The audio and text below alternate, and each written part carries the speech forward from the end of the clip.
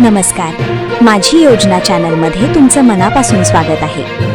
आजची सर्वात मोठी आणि महत्त्वाची अपडेट म्हणजे 2017च्या छत्रपती शिवाजी महाराज शेतकरी सन्मान योजनेअंतर्गत अनेक दिवसांपासून प्रतीक्षित असलेल्या शेतकऱ्यांच्या कर्जमाफीबाबत मोठा निर्णय घेण्यात आलेला आहे। राज्य शासनाच्या माध्यमातून आता तब्बल 500 कोटी रुपयांचा निधी वितरित करण्यात आलेला आहे आणि यामुळे हजारो शेतकऱ्यांना मोठा दिलासा मिळणार आहे।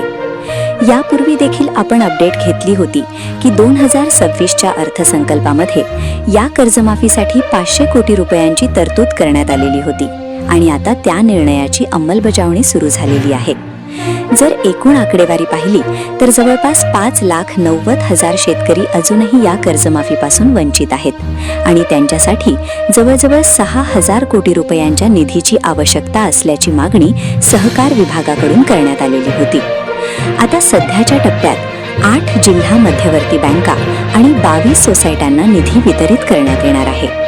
यामध्ये 22 सोसायट्यांसाठी सुमारे 36 कोटी रुपये तर 8 जिल्हा मध्यवर्ती बँकांसाठी जवळपास 464 कोटी रुपयांचा निधी मंजूर करण्यात आलेला आहे। आता कोणत्या जिल्ह्यातील किती शेतकऱ्यांना लाभ मिळणार आहे ते पाहूया।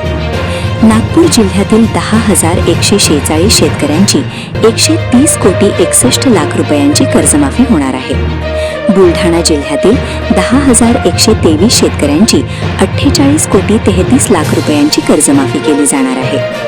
जालना जिल्ह्यातील 3,347 शेतकऱ्यांसाठी 8 कोटी 87 लाख रुपये मंजूर करण्यात आले आहेत। धाराशिव जिल्ह्यातील 2,590 शेतकऱ्यांना 14 कोटी 75 लाख रुपयांचा लाभ मिळणार आहे। वर्धा जिल्ह्यातील 11,816 शेतकऱ्यांची 60 कोटी 34 लाख रुपयांची कर्जमाफी होणार आहे। धुळे आणि नंदुरबार जिल्हा मध्यवर्ती बँकेअंतर्गत 460 शेतकऱ्यांना 28 कोटी 31 लाख रुपयांचा लाभ दिला जाणार आहे।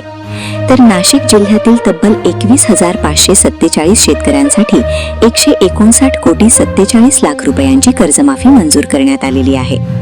एकूण पाहिलं तर 66,756 शेतकऱ्यांना 464 कोटी 93 लाख रुपयांचा मोठा लाभ मिळणार आहे। यासोबतच 22 सोसायट्यांची देखील कर्जमाफी केली जाणार आहे।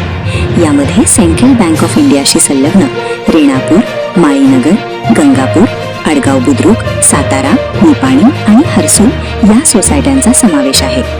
तसेच बँक ऑफ इंडियाशी संलग्न वर्सोली, वडगाव, शिरोळी आणि काळगंगा, युनियन बँक ऑफ इंडियाशी संलग्न गोदा तसेच स्टेट बँक ऑफ इंडियाशी संलग्न पैठण आणि वाडी यांचा देखील समावेश करण्यात आलेला आहे। महाराष्ट्र ग्रामीण बँकेशी संलग्न पूर्णा, काटनेश्वर, माडगाव, पिंपळगाव, नरसापूर, तरोडा आणि सिंगणापूर या सोसायट्यांनाही या निर्णयाचा लाभ मिळणार आहे। मात्र अजूनही 5 लाखांपेक्षा जास्त शेतकरी प्रतीक्षित आहेत आणि त्यांच्यासाठी 5.5 ते 6,000 कोटी रुपयांच्या अतिरिक्त निधीची गरज असल्याचं सांगितलं जात आहे। आता पुढे शासन आणखी निधी उपलब्ध करून देणार का की पुन्हा हा विषय न्यायालयात जाणार हे पाहणं महत्त्वाचं ठरणार आहे। विशेष म्हणजे सध्याचा निधी देखील न्यायालयाच्या आदेशानंतरच मंजूर करण्यात आलेला आहे।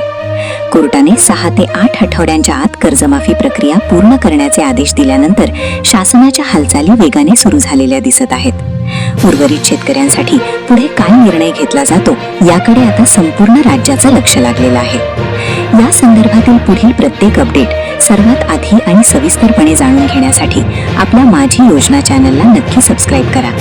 भेटूया पुढच्या नवीन अपडेटसह। तोपर्यंत